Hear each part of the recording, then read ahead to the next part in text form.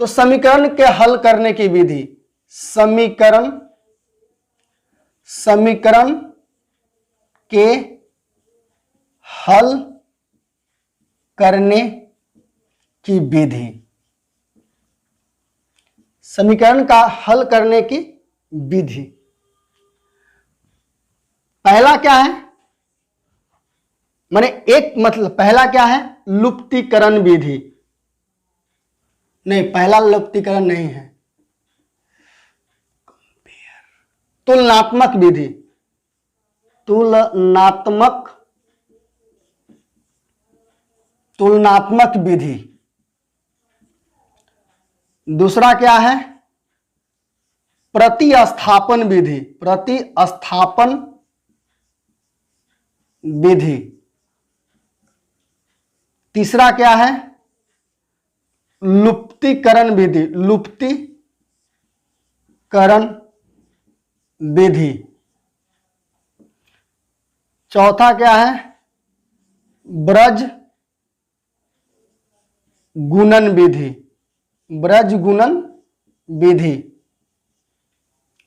और पांचवा क्या है, अनुपात निर्णय विधि, अनुपात निर्णय विधि, निर्णय विधि।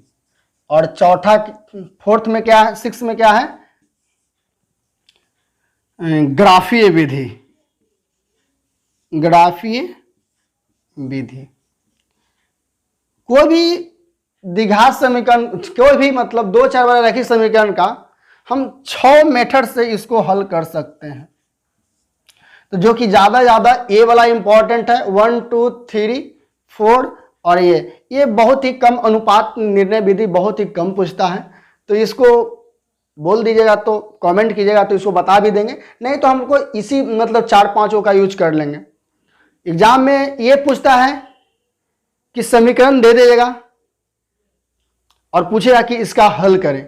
तो आप एग्जाम में क्या कीजिएगा, जब इस तरह से बोलेगा तो हम कोई विधि द्वारा बनाकर वहां पर दिखा देंगे। ये नहीं कि मतलब हमको तुलनात्मक विधि से ही करना है, प्रतिस्थापन विधि से ही करना है, नहीं, जो विधि आपको अच्छा लगेगा उस विधि का यूज एग्जामिनेशन हॉल में, मैट्रिक में बोर्ड होता है, उसमें जाके यूज कर सकें। हाँ, लेकिन पूछेगा कि समीकरण दे दिया जाएगा और हल करें तो करना है। अगर पर्सनली अगर पूछ दिया जाए कि अगर लुप्तीकरण विधि द्वारा ही करना है तो आपको लुप्तीकरण विधि से ही हल करना पड़ेगा। चलिए हम लोग बारी बारी से हम लोग क्वेश्चन को देखते हैं। पहला क्या है, तुलनात्मक विधि।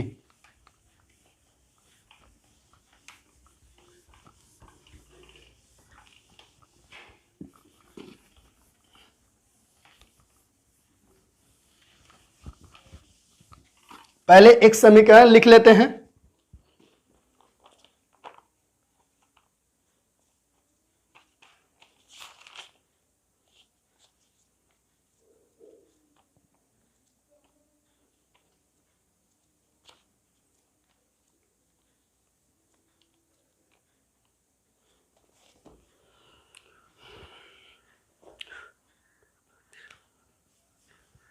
क्वेश्चन है तुलनात्मक विधि, तुलनात्मक विधि। क्वेश्चन एक उठा लेते हैं। क्वेश्चन है 2x + 3y, 2x + 3y = 19। दूसरा है 3x + 4y, 3x + 4y = कितना है, 26। याद रखना है कि दो को अगर चर दिया हुआ रहेगा तो दो समीकरण का अगर रहेगा तो इसको हल कर सकते हैं। अगर 3 गो अगर मतलब चर संख्या रहेगा जिसमें x, y और z भी रहता तो 3 समीकरण की आवश्यकता हमको पड़ता। 2 गो है तो 2 समीकरण बनेगा। तो आइए ये समीकरण को हल करने की जो तुलनात्मक विधि से हल करते हैं थोड़ा देखते हैं। आते हैं, ये क्वेश्चन है मेरा, अब ये क्वेश्चन है और बोल दिया कि तुलनात्मक विधि से हल करें। तो तुलनात्मक विधि क्या कहलाता है, आप लोग गौर से देखिए, पहले समीकरण फर्स्ट से चलते हैं। फर्स्ट है तो फर्स्ट हम यहां पर उतारते हैं, 2x plus 3y is equal to 19। ये x को उधर फेंक सकते हैं या y वाला पार्ट को उधर फेंक सकते हैं, आप फ्री हैं, किसी एक को फेंकना है। तो 2x को यहीं पर हम छोड़ देते हैं बराबर 19, और ये प्लस में है तो उधर ले जाएंगे तो माइनस में हो जाएगा।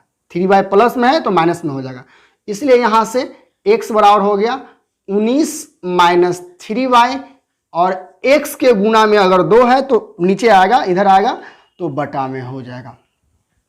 इसको इक्वेशन हम क्या कर लेते हैं, थर्ड मान लेते हैं। इसको हम थर्ड मान लें।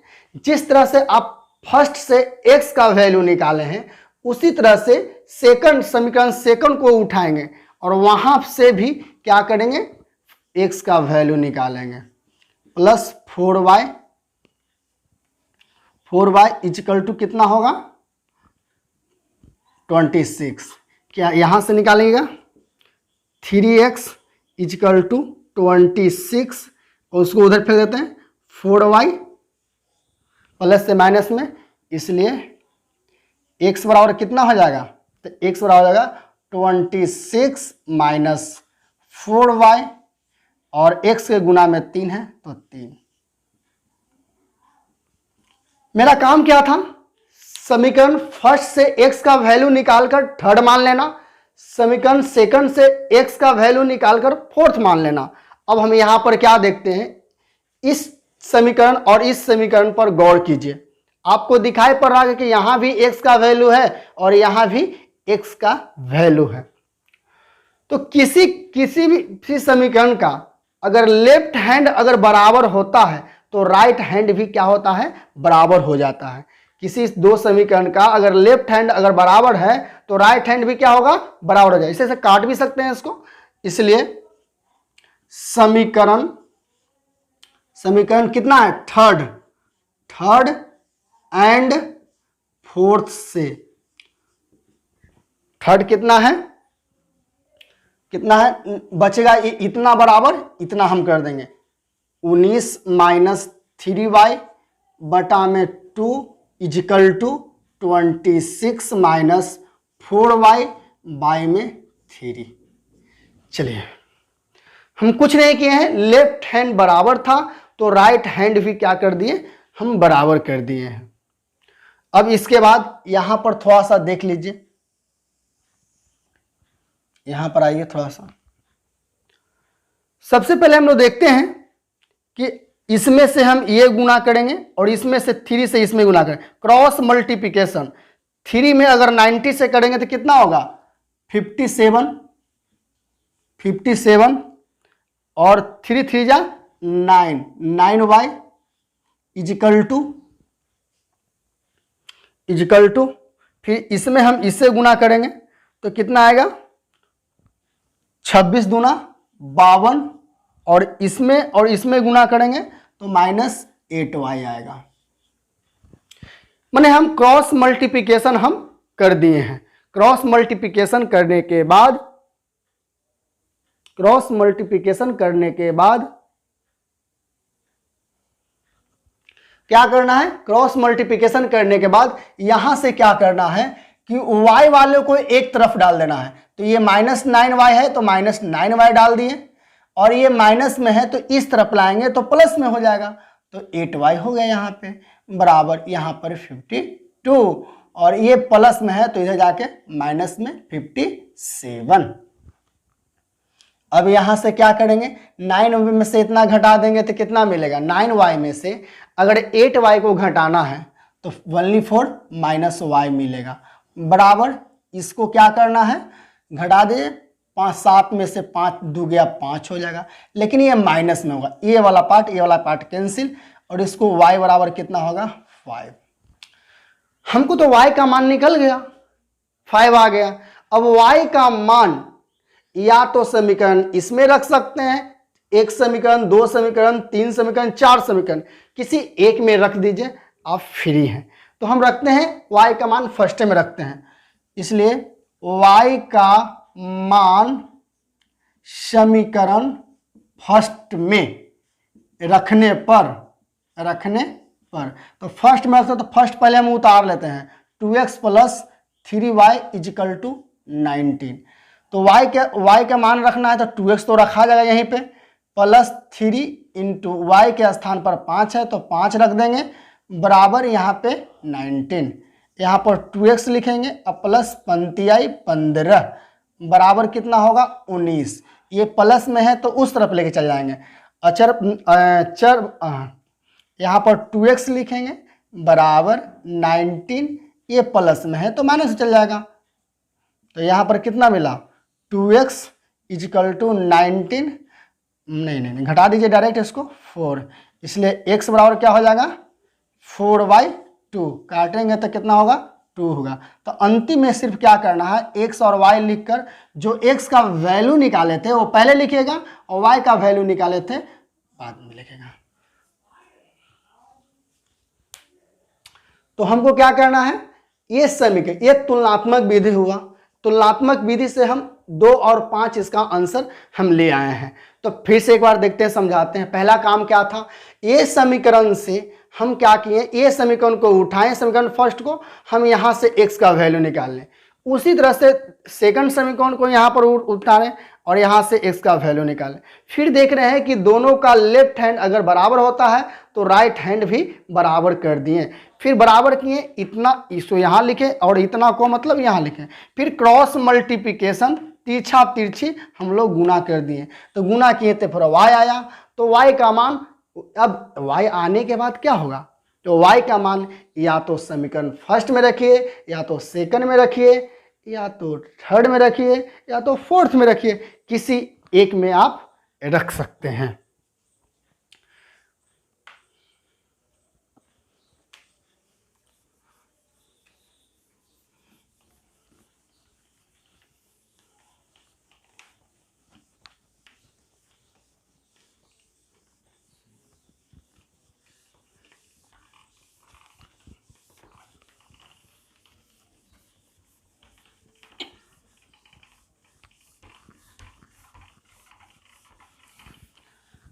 अभी पढ़े तुलनात्मक विधि। दूसरा क्या है, दूसरा है प्रतिस्थापन विधि।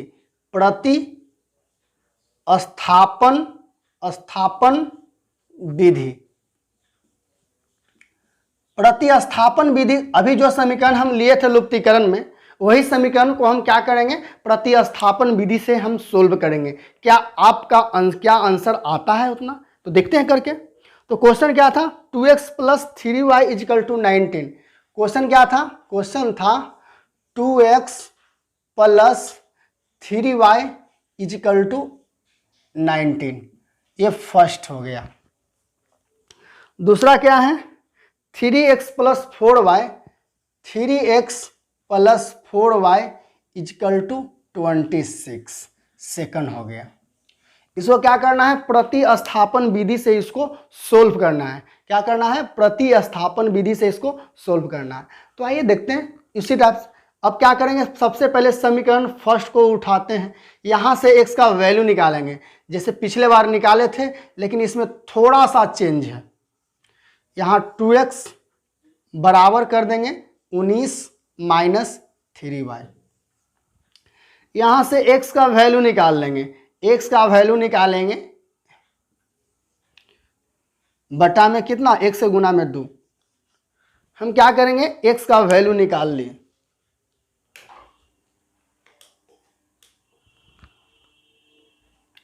x का वैल्यू निकाल लेंगे। इसमें एक ही प्रॉब्लम क्या है कि फर्स्ट से x का वैल्यू निकालेंगे, यह x का वैल्यू सेकंड में क्या कर देंगे प्रतिस्थापित कर देंगे। मतलब x का मान हम यहां पर पुट करेंगे।